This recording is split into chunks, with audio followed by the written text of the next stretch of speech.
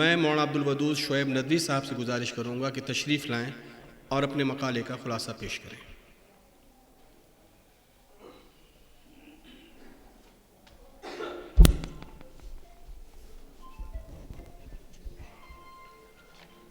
अस्सलामु अलैकुम व रहमतुल्लाहि व बरकातुहू।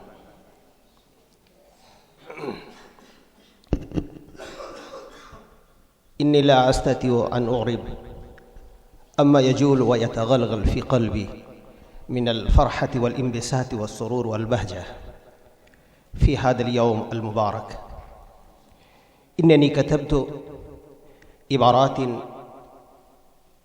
हौला सीरति शेख अज़ीज़ हसन अस्सिद्दीक़ी रहमहुल्लाह।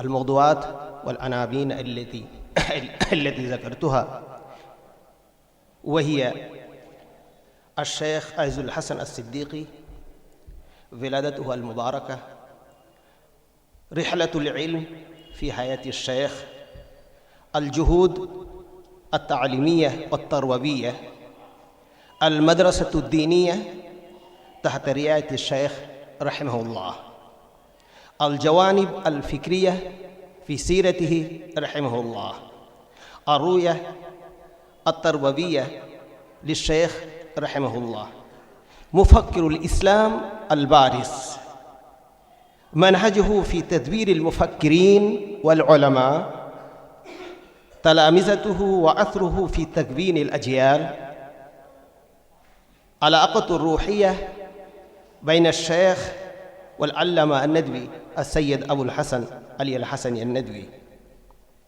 أول لقاء مع الشيخ الوفاة. إن صلتي بالشيخ عز الحسن الصديقي رحمه الله وابنه البار سعود الحسن الندوي والمدرسة الدينية صلة متينة قوية. أول لقاء مع الشيخ سنة 97 و900 وألف للميلاد،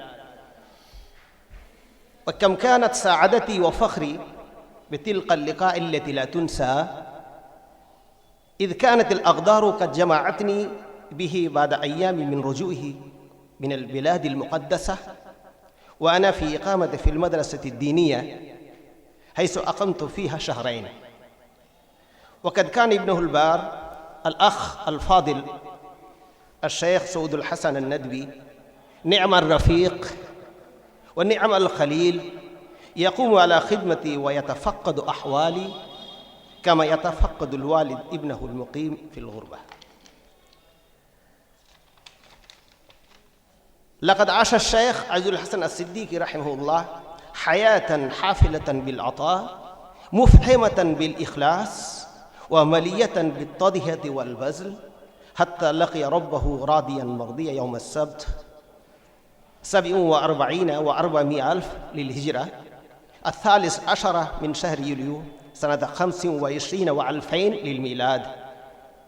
فسلام عليه في حياته وسلام عليه بعد موته، جزاه الله عن الإسلام والمسلمين خير الجزاء، رحمه الله تعالى رحمة واسعة، فقد كان نجما ساطعا في سماء الهند ومشكاة تضيء دروب الباحثين للعلم والحق والنور، فجزاه الأمة خيرا، وجعل ذريته وطلابه وأحباؤه امتدادا لتلك السيرة العطرة المباركة وصدقة جارية له، كما بشر النبي صلى الله عليه وسلم: من سن في الإسلام سنة حسنة فله أجرها وأجر من عمل بها من بعده.